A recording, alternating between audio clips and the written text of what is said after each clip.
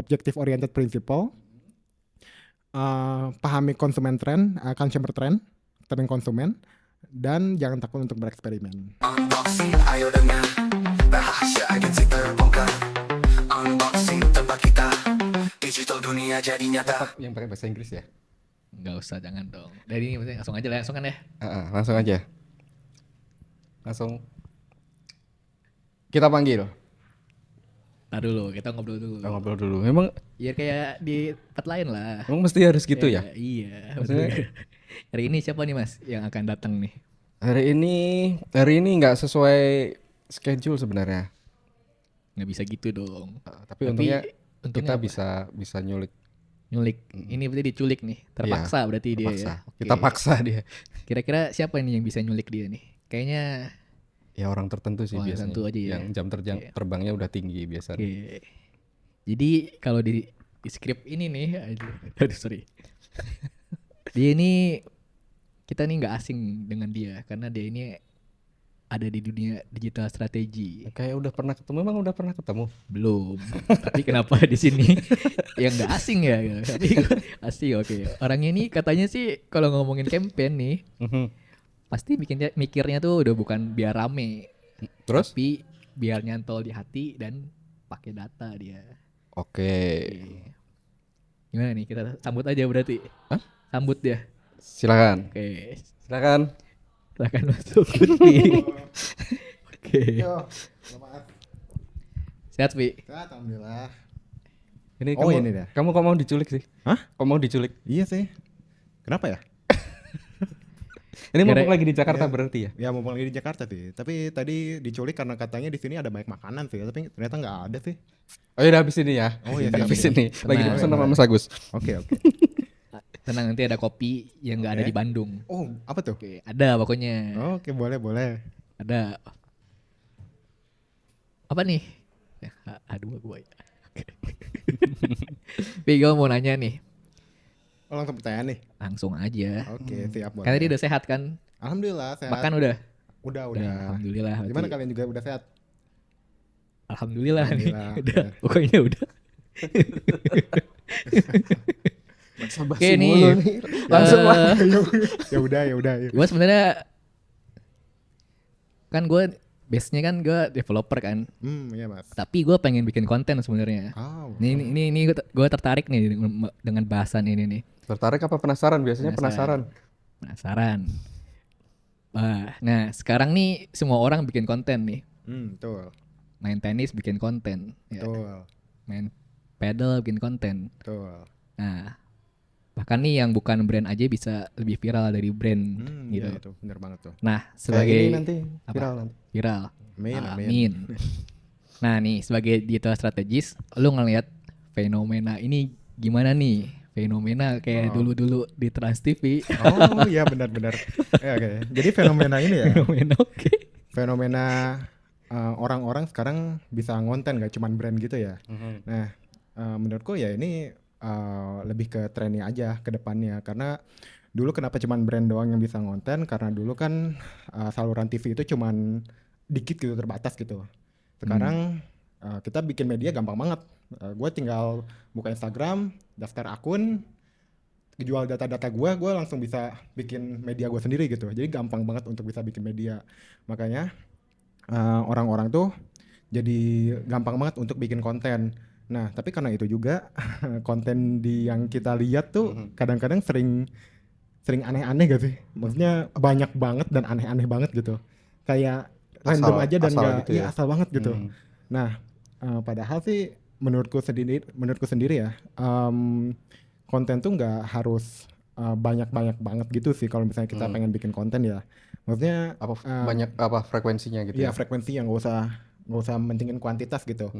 Walaupun ya itu bisa potensi kita untuk FYP lebih gede lah ya. Semakin kita lebih banyak, semakin potensinya juga lebih gede untuk FYP. Tapi apa gunanya kalau misalnya banyak tapi nggak beresonansi atau relevan sama audiens kita ya kan? Oke. Berarti itu sebenarnya emang apa frekuensi itu ya nggak bukan itu yang dikejar sebenarnya kan ya. Walaupun mungkin kalau kayak brand baru kadang-kadang kan mesti ngejar sekian dulu baru bisa dikenal, baru bisa diketahui bahwa oh ini ada brand atau ada seseorang yang dia bikin konten dan akhirnya bisa dikenal dan bisa dilihat sama orang gitu ya. Nah, tapi bukan berarti frekuensi itu nggak berguna sama sekali. Cuman yang dikhawatirkan adalah banyak orang yang bikin konten cuma sekedar bikin konten doang gitu. Tapi nggak dipikirkan kira-kira esensi dari kontennya apa.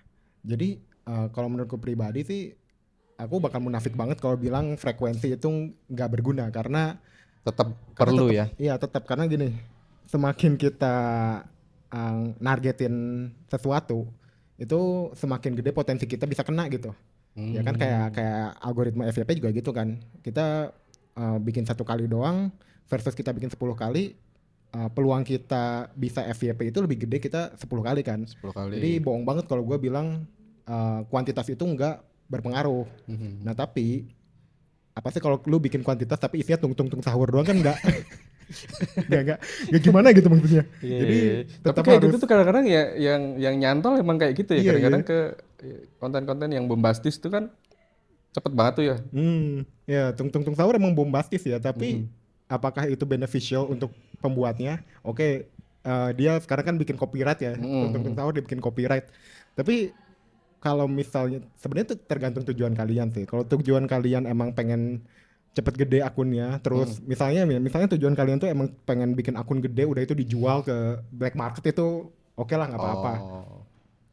Tapi kalau kalian emang pengen bangun audience, pengen bangun basis fans, itu nggak bisa sekedar cuman bikin AI tung sahur, udah itu upload tiap hari itu nggak bukan gitu lah caranya itu kurang relevan sama audience biasanya kan.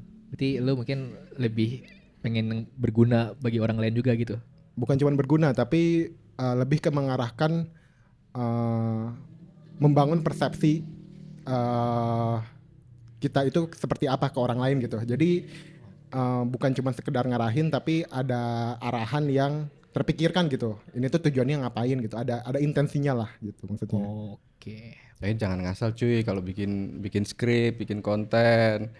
Enggak dong. Ntar kita dianggapnya apa sih namanya spam gitu juga ya? Ya, Itu spam. Tapi menurut gue ya ini tergantung tujuan sih. Tapi kalau maksudnya tujuan orang-orang bikin pengen konten kan biasanya pengen ngapain, pengen jadi influencer biasanya atau gitu ya. pengen brand yang gede kan. Itu kan endorse ya endorse biasanya kan. Itu cukup besar kaitannya sama basis fans kan. Nah, Pakai only gak? Enggak ya? Oke. Kipas on itu dark side yang sebelah itu. Kita nggak main sampai ke sana, itu terlalu gelap. Oke. Cuman maksudnya basis fans di sini adalah setidaknya orang tuh tahu identitas kita itu apa gitu. Jadi kayak apa sih namanya viewer setianya gitu Iya, ya. viewer setianya. Karena zaman dulu mungkin bisa ya. Di TikTok itu asal followers gede, lu bisa dapat endorsan terus duit lu nggak habis-habis dari kontrak gitu. Tapi kan itu di zaman dahulu ya yang dimana emang dikit orang yang punya akun gede juga gitu. Sekarang tuh udah sangat oversaturated banget. Jadi kalau lu nggak jadi kayak lu bisa viral sekarang besok langsung hilang lagi gitu. Sering Malah gak sih? naik turunnya ya. Cepet banget.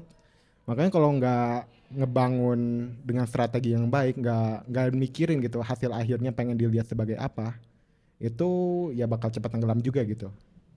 Oke. Nextnya sih gue mau nanya soal strategi digital lagi nih ya. Dibilang nih selalu ada 2 kubu nih.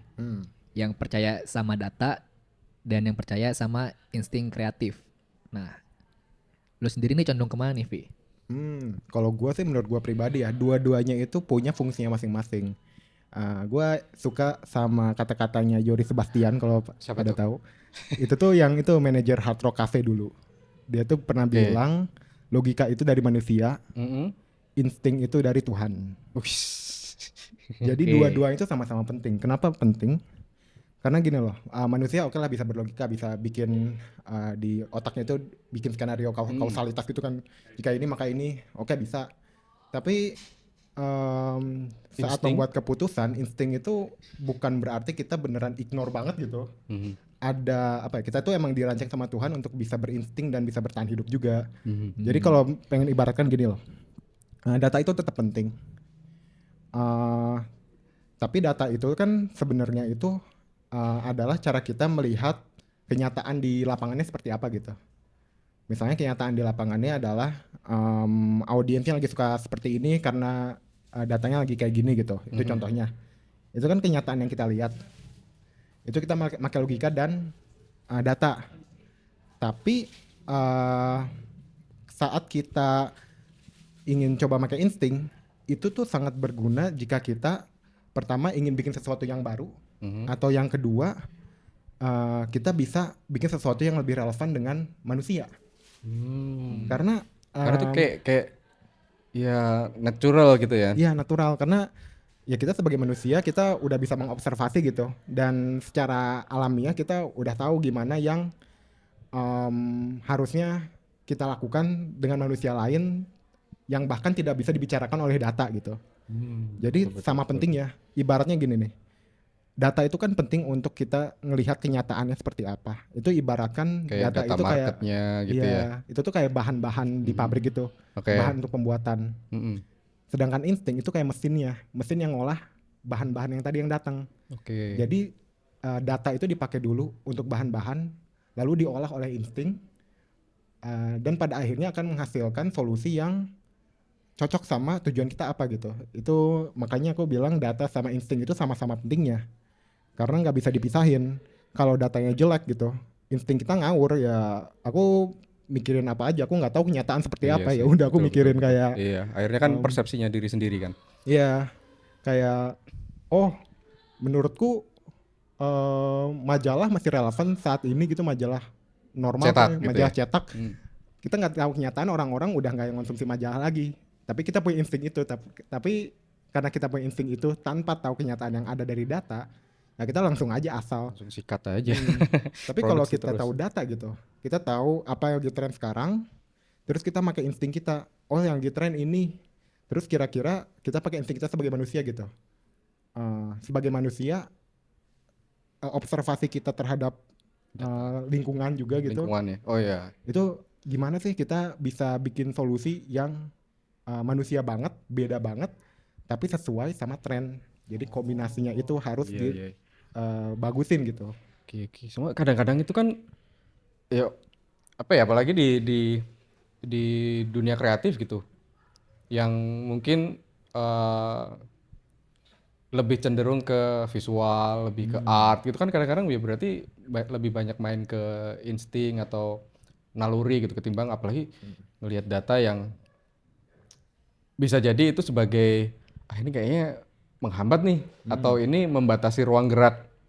Apalagi kan kadang-kadang kalau misalnya ngomongin soal kreativitas tuh biasanya ya kalau bisa sebebas mungkin gitu kan ya. Apalagi kalau udah ketemu data berarti Jadi nggak bebas gitu ya Mas ya. jadinya iya, maksudnya kan terbatas. Ini aku harusnya bisa belok-belok ke sana kemari, tapi karena kepentok data ini, walaupun itu mungkin realita ya. Nah itu sering nggak ketemu kayak gitu di proses yang pernah kamu pegang di project gitu? Oh itu sering banget sih. Tapi data tuh sebenarnya bukan ngebatasin kita sih, tapi lebih ke ngarahin kita ke arah yang tepat. Jadi arahan kreatif kita tuh lebih terarah gitu, nggak ngasal-ngasal kemana gitu. Iya. Jadi kita yang penting punya tujuan, terus kita tahu data-data yang mendukung dan ngasih tahu kita apa sih yang bisa ngebantu kita nyampe tujuan tersebut.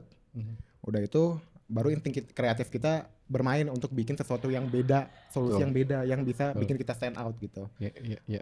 Ya itu sih emang challenge utama sih ya, untuk ngebalance antara logika sama insting kreatif. Itu emang cukup susah sih. Tapi kalau aku pribadi ya, aku percaya semua itu harus ngikutin sama kemauan market sih. Oh, Jadi- iya. Jadi gini, Karena kan mereka yang nanti yang menentukan ya, apa Iya. yang kita buat itu laku apa enggak gitu. ya mereka yang konsumsi konten kita kan. Iya, betul. Makanya kalau ya, tapi tergantung tujuan ya. Mungkin ada orang yang kayak aku ingin bikin ini karena aku ingin bikin aja gitu. Kan ya itu suka mereka ya. Jadi kayak seniman kalau kayak Iya, gitu itu jatuhnya. seniman, boleh lah itu. Kalau lu udah punya nama, oke boleh lah. Tapi lu pernah dengar istilah starving artist kan ya?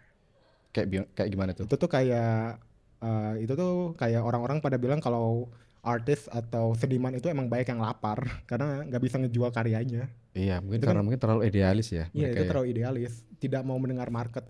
Ya tapi bebas sih kalau mereka emang cuma ingin berkarya untuk diri mereka ya nggak apa-apa. Betul. Tapi kalau mereka ingin membuat karya yang bisa diterima sama pasar, ya itu mau Harus nggak mau, ngikutin ya. ya benar harus Kalau- setidaknya paham lah dikit. Betul. Karena apa ya sebenarnya kalau mau apa ya dibilang kreatif tuh sebenarnya ya memang mesti bisa ngasih solusi dengan berbagai kondisi, bahkan apalagi dengan data harusnya itu justru membantu kan ya. Iya, Karena kalau benar. misalnya bahwa data itu sebagai pembatas, nah itu berarti ya sebenarnya kamu nggak kreatif Iya. ya kan? Karena kalau ada data justru harusnya dengan ditambah instingnya dia harusnya lebih tajam lagi nggak sih harusnya solusinya? Sebenarnya data dan limitasi itu malah bisa ngebuat kita lebih kreatif karena Ya. kita bisa nemuin solusi ketika kita terbatas gitu. Ada yang ke unlock gitu kan. Heeh. Siapa tahu hal-hal yang tadinya nggak kepikirkan akhirnya justru keluar karena ada itu kan. Ini ada contohnya tuh sebenarnya. Gimana Pada tuh, tahu gimana? Raditya Dika kan? Gimana tuh? Nah dia kan dulu pas bikin Malam Minggu Miko tuh pernah bilang di episode keberapa dia itu habis budget Oke. produksi. Heeh. Terus mikirin nih gimana kita nggak bisa sewa lokasi, kita nggak bisa bayar sewa kru. Akhirnya dia bikin episode spesial di mana episodenya itu tentang Zoom meeting. Jadi Berarti komedinya itu lewat Zoom online meeting aja. gitu ya? Online. Jadi kayak tampilannya itu Zoom Kayak kita meeting kalau aja. lagi meeting gitu ya. Iya kita lagi Zoom meeting tapi ada skenario di dalamnya. Jadi kita nggak usah pergi keluar, udah lewat pakai komputer aja. Komputer di kamar itu dirangkai sedemikian rupa jadi skenario komedi. Itu kan keterbatasan budget itu malah bikin sesuatu yang lebih kreatif yang belum Iya. pernah ada sebelumnya ketika lu punya budget gitu. Lu punya budget ya udah ngikutin aja standar Iya, industri iya, gimana iya. gitu. Karena kadang-kadang justru kalau misalnya terlalu leluasa itu justru ya itu tadi ya akhirnya arahnya malah Bisa nggak jelas. kemana-mana nggak jelas. Iya, Iya. bisa nggak sesuai tujuan juga gitu kan. Sesuai. Oke. Oke. Insightful banget ini. Nggak salah kita nih. Tenang kan? Nggak salah kita ya emang nih. Nggak salah ini. Nggak Ini salah nih. sekalian sebenarnya kita konsultasi aja Konsultasi, di podcast ini tuh sebenarnya juga ya tetap brand gitu kan. Silakan. Oke, kalau ngomongin soal brand nih tadi nih, baik itu brand yang udah gede atau yang masih baru, kadang kan tetap tuh perlu ngelakuin eksperimen gitu ya agar makin dikenal gitu. Cuma kadang-kadang tuh klien juga belum tentu berani bereksperimen tuh. Gimana cara lu nih ngajak si klien itu mencoba hal yang baru kayak seperti apa tuh? Oh, oke. Itu biasanya ini ya, aku tambahin. Jadi mungkin biasanya ketika sebuah brand itu udah mulai turun pamornya, penjualannya dan lain-lain gitu. Biasanya kan kadang-kadang ya mereka akhirnya konservatif juga kan. Apalagi terkait budget gitu. Tapi kan tetap mesti ada sesuatu yang dilakukan gitu kan ya biar mereka bisa naik lagi. Kayak gimana tuh? Oke. Sebenarnya masalah aku tuh nggak pernah nyalahin apapun keputusan yang pernah yang diambil siapapun mau itu klien atau apapun Oke. asalkan mereka tahu tujuan mereka apa. Itu aja sih menurutku Balik ya. lagi tujuannya. Tujuan itu Kalau apa? itu tadi tujuannya buat agar kan case-nya brand yang udah nggak dikenal terus pengennya ya dia pengen dikenal lagi dan akhirnya punya nama terus ya berpengaruh ke conversion gitu misalnya. Nah itu tergantung brandnya apa dulu pertama. Kalau misalnya di brand yang formal banget, anggaplah firma hukum gitu yang legal banget. Iya juga ya. itu nggak mungkin. Itu kalau Campaign yang aneh-aneh juga ya. yang aneh-aneh itu nggak Iya mungkin. juga ya. Jadi stick to konvensional itu nggak apa-apa asalkan yang pasti itu dia tahu tujuannya apa dan dia punya alasan kenapa keputusan ini tuh bisa ngebantu dia mencapai tujuan tersebut gitu aja. Audience ngaruh juga ya. Cuman yang satu ini yang menarik itu ada tentang eksperimen ya. Eksperimen ini kan berhubungan sama nyoba sesuatu yang baru gitu. Betul. Nah, konsekuensi dari nyoba sesuatu yang belum pernah dicoba adalah kegagalan. Itu udah pasti lah. Betul. Itu pasti konsekuensinya besar banget di situ. Betul banget. Nah, menurutku kalau misalnya brand emang udah ngerasa perlu untuk melakukan eksperimen karena untuk nyoba sesuatu yang baru, itu kita perlu edukasi juga nih. Kalau misalnya kita gagal itu bukan cuma sekedar gagal, tapi ini jadi learning points-nya. Betul. Oke, setuju nih gua ini nih. Bukan juga berarti nggak mau gagal ya udah nggak mau eksperimen. Terus nggak melakukan apa-apa ya gitu doing ya. nothing, terus tetap gagal juga pada akhirnya karena doing nothing kan. Iya karena ada quotes lagi. Apa nih quotes nih? Apa nih? Dari Ada siapa quotes yang lagi. sekarang nih? Ini adalah pokoknya dari salah satu tokoh politik. Jadi Toko politik. Jauh, bukan nanti pemain band namanya lagi, berubah bukan? jadi wah kali ini tokoh politik. Apa yang bukan? Gagal itu bisa jadi ini orang yang nggak mau mencoba sama sekali itu berarti udah pasti gagal. Tapi orang yang berani mencoba potensinya gagal. Maksudnya, Iya benar-benar. bener kan? Benar, Walaupun ya akhirnya itu kan nanti kan bisa jadi learning point dan lain gitu kan. Tapi Iya. at least ketika nyoba sesuatu walaupun itu cuma langkah kecil ya pasti kita dapat sesuatu yang bisa dipelajari gitu kan kayaknya. Probabilitas gagalnya untuk orang yang mencoba sesuatu yang baru itu 80% lah ya. Oh gitu bisa diukur ya. Enggak, maksudnya ini bukan ngukur, tapi maksudnya ibaratnya yang tadi kan. Oh. Potensi artinya kalau orang yang nggak nyoba itu udah pasti gagal 100%. Betul. Tapi kalau orang yang nyoba setidaknya gagalnya itu cuma 80%. Masih ada 20% kesuksesan gitu di balik itu maksudnya Iya gitu sih ya. ya. Tetap Tapi- ada yang bisa diambil gitu. Iya. Tapi jangan buat anak-anak kalau mau itu. Oh. Ah. Bikin anak kok coba-coba gitu kan. Kalau coba-coba terus gimana? Tapi bisa kan coba-coba? Bisa, betul. Bisa betul. Pakai apa? Di itu pakai simulasi di The Sims itu bisa tuh. Oh iya, kalau enggak Roblox kan juga kayak gitu ya. Iya, di The Sims tuh bisa loh. Aduh. Oke. 18 Jadi plus nih. kalau ngomongin eksperimen nih sebenarnya itu tuh bisa nggak ya? Maksudnya kadang-kadang itu tadi ya ada beberapa brand atau company yang khawatir gitu kalau misalnya melakukan hal yang baru. Itu ada kayak semacam framework atau patokan nggak sih yang misalnya mungkin bisa membantu atau meyakinkan bahwa nggak apa-apa loh kalau misalnya sebenarnya kita tuh eksperimen asalkan kita punya metode, punya beberapa ya framework tadi yang bisa dipakai buat ini kayaknya nggak apa-apa nih eksperimen gitu kan. Wong ini nanti Laravel. Laravel. Framework. Laravel. Nah, itu mah developer banget. Kalau ini kan beda ini brand ini buat brand. Oke. Kalau untuk framework sih, untuk eksperimen ya. Mm-mm. Sebenarnya ada satu framework yang ini kayaknya dipakai juga di skripsi deh. Namanya itu hypothesis testing. Oke. Atau ya mungkin Pernah kalau skripsi nggak? Pernah dong. Mas Chandra gimana? Pernah dong. Pernah kan tanyanya pernah Pernah atau ya? belum? Iya Oke. pernah. Ya, tapi lanjut. Gak apa-apa. Soalnya kan ada yang skripsi, ada yang TA. Kalau Oh iya. TA Ya. beda. Betul ya. TA project. Kalau skripsi ya riset biasanya. Iya. Kalau di Iya, skripsi betul. riset itu biasanya kan kita ada tes hipotesis gitu. Mm-mm. Nah, kita sebagai manusia tuh kadang-kadang suka punya ini ya, suka punya tadi lagi insting. Jadi kita karena hipotesis ya. ya kita bisa lihat best practice dari luar gimana, terus kita hubungkan dengan insting kita, terus kita bikin hipotesis. Kalau misalnya gini akan sukses. Nah, terus kita coba aja dalam skala yang kecil dulu. Oh iya. Jadi kita tes dulu dalam skala yang kecil. Jika misalnya udah hipotesisnya ternyata terbukti benar, itu kita bisa coba scale up lagi ke skala yang lebih gede gitu.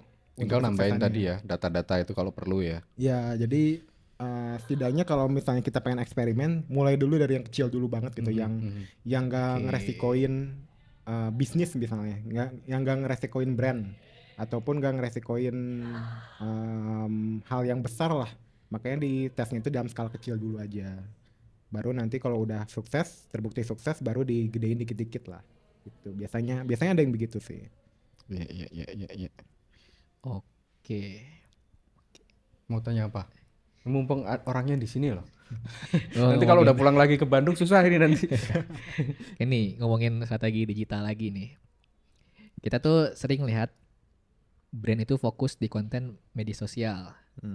Nah, tapi websitenya tuh gitu-gitu aja tuh. Oh ini mulai nyambung nih karena kan Ya, developer, kita kan basicnya bener kan. Nah, developer. menurut lu nih ya, seberapa penting sih si websitenya itu di dalam dunia strategis itu tadi, strategis digital tadi. Strategi digital ya.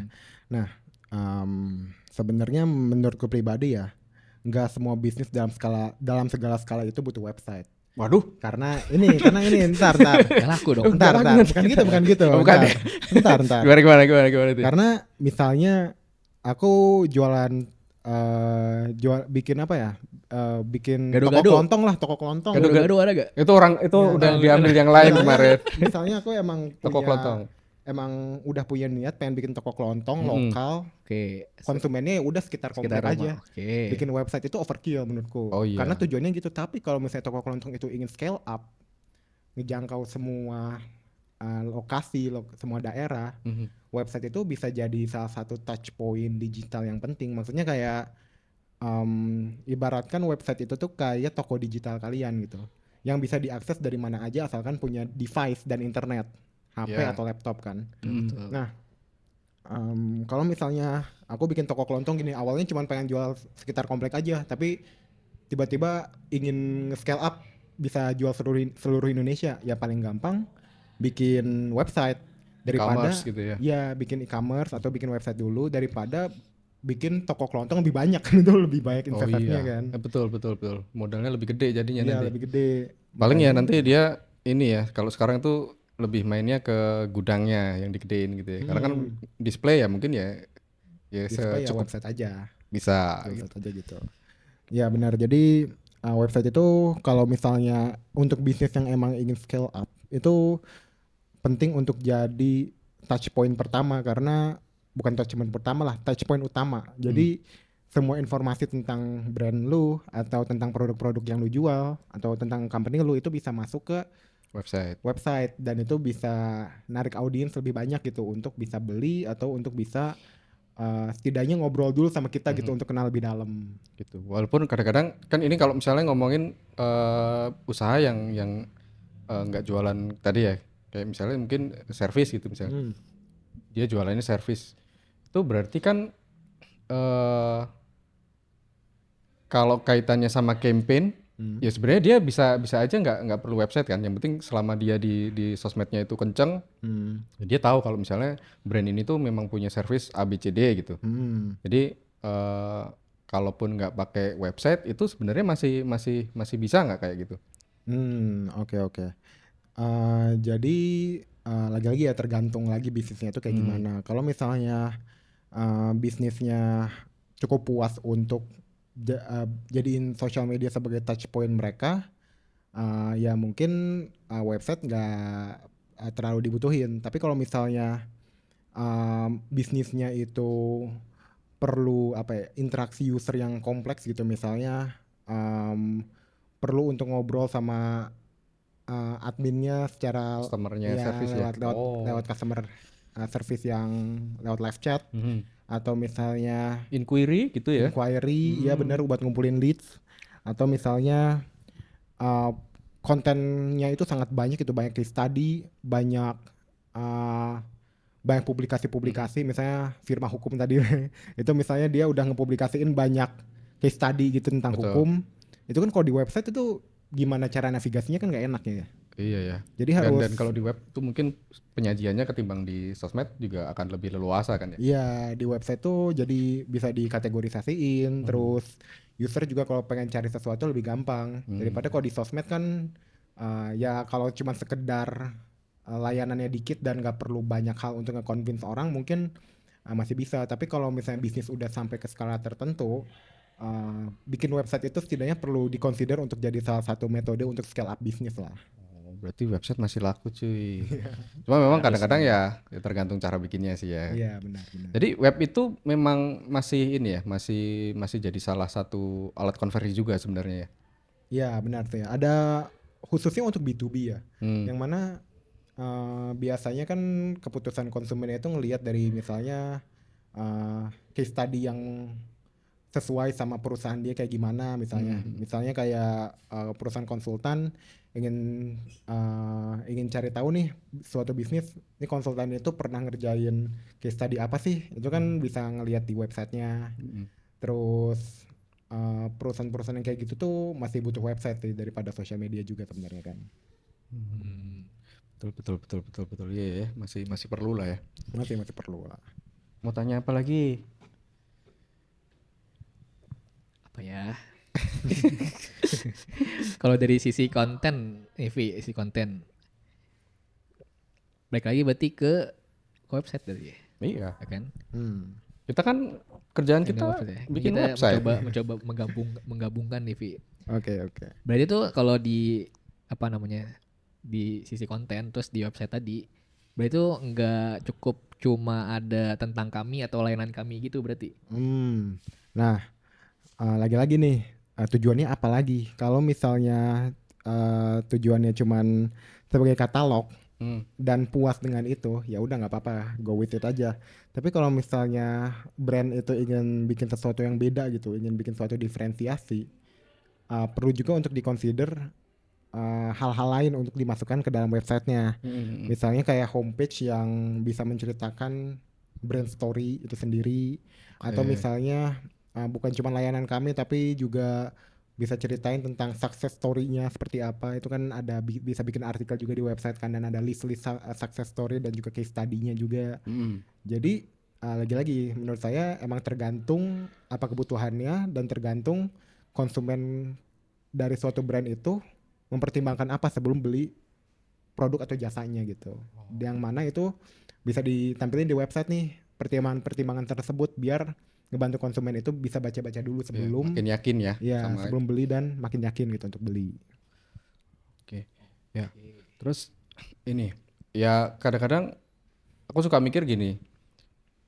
Balik lagi ya, kayaknya memang website oke masih perlu, tapi kalau sekarang ini karena ya pergeseran, ngelihat nggak, maksudnya pergeseran Dunia dunia digital. itu apakah ya sudah kebanyakan orang aksesnya ke via sosmed aja gitu, Iya, benar. terkait apa yang mereka butuhkan, bahkan kayak TikTok itu aja kan kita udah bisa beli di sana gitu kan, bisa mengakses udah kayak Lihat macam-macam tuh kan TikTok. macam-macamnya si apa namanya jenis-jenis apa yang dijual di situ. Heeh, Di situ kan? kan. Gitu. Kalau menurut kamu gimana? Misalnya ada satu brand yang pengen melakukan apa ya, strategi digital yang komprehensif gitu, berarti kira-kira apa yang dibutuhkan gitu dari brand tersebut? Oh, komprehensif ya. Mm-mm. Komprehensif sih ya Medianya apa aja, channel-channelnya apa gitu misalnya. Oke, kalau komprehensif sih website salah satunya sih ya. Tetap ya. Tetap cuman menurutku juga ya, selain websitenya yang bagus, itu juga permainan di sosial medianya juga perlu bagus gitu. Karena tidak dipungkiri juga banyak orang sekarang bukan nggak semua orang juga ya searching itu lewat Google langsung. Kalau zaman dulu kan Iya. Google terus kan. Tuh. Sekarang Kayak gua sekarang tahu kita apa banyak nih mbahnya sekarang gitu. Nyarinya apa? Mbah Gua TikTok, biasanya- mbah GPT. Bagi PT. Itu dia. Itu kita banyak banget mbahnya sekarang. GPT tuh masih muda tapi udah dipanggil mbah ya. Iya, Bah, itu. betul. Karena Suhu. sudah suhu soalnya, langsung suhu. Karena wisdomnya itu udah kayak orang tua itu. Iya, langsung ngasih ya. Ya makanya apa ya? Sekarang tuh walaupun website cukup penting juga, tapi semua media searching orang juga kita harus pahami juga gitu. Ya contohnya selain Mbah Google kan ada Mbah TikTok juga kan, biasanya orang-orang searching Udah lewat- dipanggil mbah sekarang. Juga semua kayak mbah-mbah semua nih. kita searching lewat TikTok gitu. Kita misalnya nemu brand, ingin lihat reviewnya di TikTok dulu, kita langsung ke TikTok, kita nggak bahkan nggak Iya, langsung kadang-kadang website cari kan. tutorial juga di TikTok sekarang ya. Ya, kita misalnya pengen beli laptop gitu, kita langsung ke TikTok. Wah, jangan ngomongin laptop lah. Kenapa? Kenapa? Soalnya ada yang laptopnya Kenapa? lemot. Oh ya udah, HP deh. Karena kita ingin review HP nih. Compare gitu ya. Compare gitu, kita kan biasanya langsung ke Mbah TikTok, Mbah YouTube, Mbah GPT, baru Mbah Google gitu. Jadi Iya. semua mbah itu harus kita masukin gitu. Harus untuk kita bisa- mesti sowan ke mbah-mbah gitu ya. Iya. Dan website sebenarnya juga salah satu mbah yang bisa kita Andalkan. salah satu channel yang bisa ngebantu kita untuk ada di Mbah Google gitu. Oke. Walaupun mbah-mbah yang lain juga tidak kalah penting juga ya, Mbah TikTok, Mbah GPT dan mbah-mbah yang lainnya. Karena kalau kayak SEO gitu misalnya, itu ya tetap muaranya juga dari web dulu kan paling Iya, nggak. Walaupun SEO sebenarnya kayak di berbagai macam channel tadi itu sebenarnya udah bisa kita kayak nanam SEO sendiri gitu ya. Tapi tetap ya web ya. Tetap web itu untuk di search engine dan saat orang-orang search brand kita setidaknya langsung nemu web official kita gitu. Ini tapi kalau nggak ada web, ini ada satu skenario yang aku kepikiran bisa terjadi di brand besar. Kalau brand besar nggak punya web ya, Gimana tuh? Emang bisa ya gitu? ada kayak gini. Aku misalnya ada brand besar apa? Aku nggak mau nyebut lah. Brand X ini brand besar banget gitu ya. X itu Twitter berarti. Oh. Ye. Gitu, ya udah. Ye. Omega. Omega. Lambda. Udah. Lambda ini punya brand, tapi nggak punya website. Bisa gitu. Orang bisa masukin website dia, terus orang-orang pas searching di Google malah masuk ke website Orang lain. orang palsu. Oke. Itu salah satu resiko yang mungkin bisa terjadi. Makanya mau nggak mau harus bikin website ya. Biar Official setidaknya, gitu ya. Iya, kalau bermuara orang-orang searching di Google nggak nge-scam gitu, nggak kearahin ke website yang scam. Itu ada salah satu dari resiko yang harus dihindari oleh brand besar sih. Makanya aku langsung beli domainnya. Beli betul takut ini ya. buat dijual lagi nanti. Jangan kita buka nanti iklan judul ya, nggak pinjol biasanya kayak gitu kan. Oke, balik lagi tadi sempat mention soal apa sih, pakai AI berarti tuh si ChatGPT gitu kan. Nah berarti itu apa ya, jadi terlalu otomatis gitu nggak sih? Terus si brandnya itu sekarang itu kayak ngomongnya tuh kayak chatbot gitu. Oh, maksudnya kayak brand itu kontennya gitu-gitu aja kayak chatbot gitu maksudnya, atau gimana tuh? Ya kayak kita ngobrol sama robot gitu akhirnya. Ya kayak tadi, kayak konten cuma tung sahur doang. Ya sebenarnya AI itu emang nggak bisa dipungkiri, emang life changing banget itu. Bahkan menurutku ya itu aku lebih suka brainstorming sama AI daripada brainstorming sama temen kadang-kadang. Wah kenapa nih? Kayaknya di episode selanjutnya nih kayaknya curhat nih. Karena gini loh, karena AI itu aku nggak bisa pungkiri kemampuan penalarannya serem banget, itu gila. Iya. Itu Kan mungkin udah dilatih sebenarnya dengan sama orang lain dengan topik yang sama gitu kan, dan dikumpulin sama dia gitu. Iya benar. Dan kelemahan AI itu cuma satu, asbun dia tuh. Kayak masih ya? Iya masih dia. Kadang-kadang suka bikin cerita fiksi. Oke, cerita fiksi. Cerita fiksi kayak nanya apa dan ragu gitu. Misalnya nanya tentang apa ya? Misalnya nanya sesuatu, terus nanti kita lawan lagi, emang bener? Oh iya, maaf aku yang salah. Lah, gimana jadi yang bener yang mana? Dia nggak yakin dengan Nggak jawaban yakin dia sama gitu ya. jawabannya Oke. Ya, tapi memang tetap ini kan ya, tetap perlu diajarin kan sebenarnya. Tetap perlu kita olah kembali lah. Jadi AI itu cuma ngebantu di awalnya dong, ngeboost di awalnya. Cuman untuk jadi hasil akhirnya tetap perlu manusia lagi lah untuk nge-adjust lagi. Di tahun ini ya, nggak tahu 10 tahun ke depan Sora kan dah gila banget ya. Terus orangnya ngapain terus tidur gitu ya? Ya Komen-komen doang orangnya. Sora 2 itu kan udah bikin video udah kayak real banget gitu. Makanya kita nggak tahu 10 tahun ke depan, cuman di tahun ini memang masih perlu sentuhan dan bantuan manusia. Benar ya. Oke. Untuk sekarang ya. Betul. Kalau itu mah. Terus ini oke, dari sekian obrolan tadi mungkin kamu boleh sampaikan 3 hal tiga hal penting yang mungkin bisa jadi apa ya, landasan atau sesuatu yang bisa dipakai untuk membangun strategi digital. Kalau menurut kamu apa? Oke. 3 boleh, 5 boleh. 100 boleh. Waduh, sampai subuh lagi nih. Besok. Ya udah.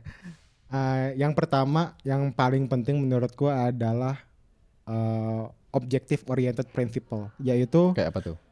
sesuai namanya, objektif, tujuan. Tujuan. Jadi segala sesuatu yang lu lakuin tuh nggak ada yang salah selama itu mendekati diri lu dengan tujuan lu. Makanya penting banget untuk mendefinisikan tujuan sedetail mungkin. Jadi kayak ya tadi misalnya enggak kok aku cuma pengen jualan lokal aja, ya website artinya nggak cocok buat lu. Tapi kalau lu pengen jualan ke seluruh Indonesia, consider lah bikin website. Jadi nggak ada yang salah website itu penting atau nggak ada yang salah, tapi tujuan lu itu apa dulu. Jadi objective oriented principle itu penting banget untuk tahu tujuan lu apa. Yang kedua adalah kalau misalnya di digital strategi ya, apalagi di market, ini perlu banget untuk bisa memahami tren yang terjadi di konsumen. Jadi karena mereka ya target kita kan. Iya, karena mereka literally user yang akan menggunakan brand kita gitu.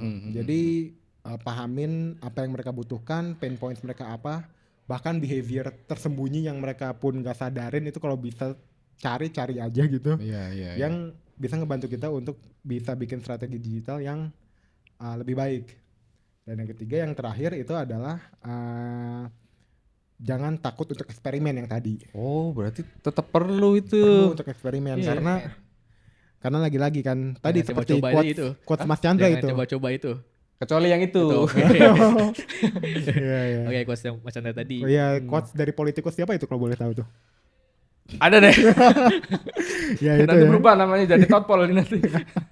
Pokoknya eksperimen itu tetap penting karena ya kita kalau cuman melakukan, kalau kita udah tahu kita lagi declining atau lagi ada masalah dan kita nggak mencoba sesuatu yang baru gitu ya, karena sesuai kata Albert Einstein ya, hanya orang bodoh yang Wah, mencoba dari sesuatu, banyak quotes nih.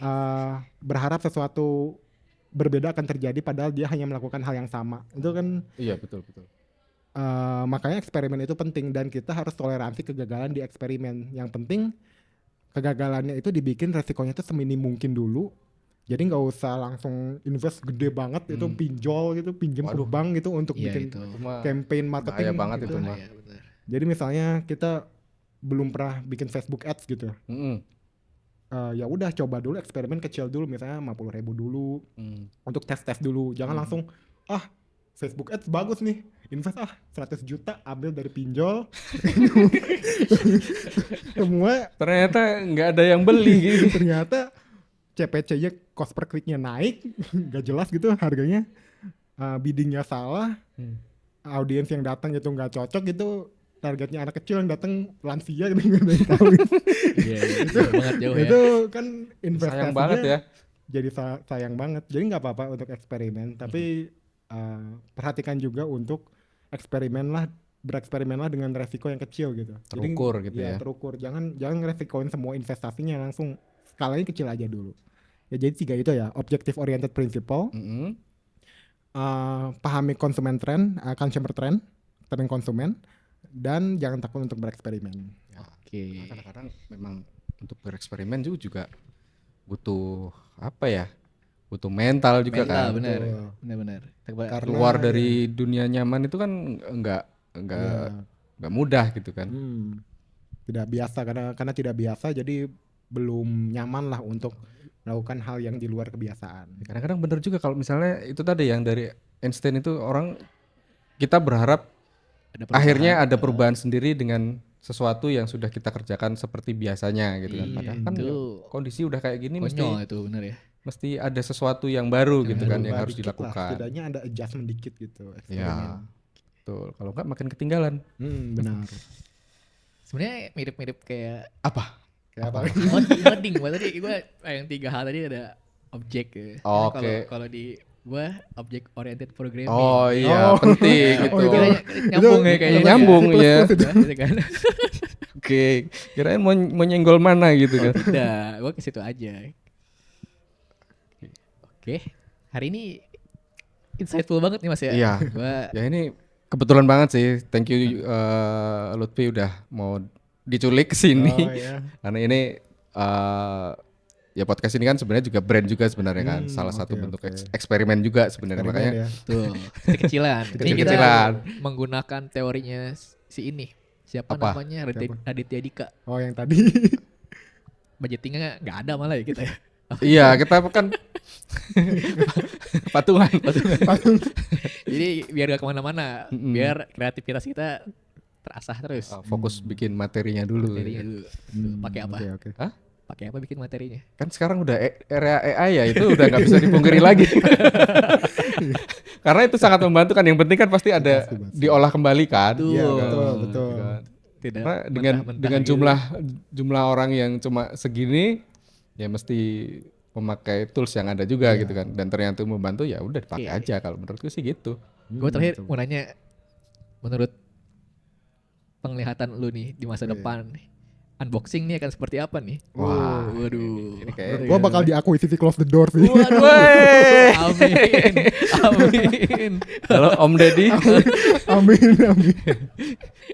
Deddy Mahendra. Itu Desta. Siapa itu? Dedi Itu Vindes ya. Mustalib. Deddy Mustalib. Itu messenger. Oh gitu. Kayak Pembawa pesan. kalau yang suka digorong-gorong, Hah? digorong-gorong, Suka digorong-gorong. Siapa tuh? dia lupa gubernur dia. Siapa? Wah, ini, Kita dikat ini kayaknya udah nyerempet kemana-mana nih. Mending kita tutup aja ya. nanti. Sampai ketemu di episode selanjutnya. Oke. Thank you Lutfi. Ya, thank you Mas. Yo. Nice. Pakai kata, jangan cuma tebak. Bikin konten yang bikin orang teriak. Kreativitas dan teknologi menyatu. Unboxing bawa kamu maju.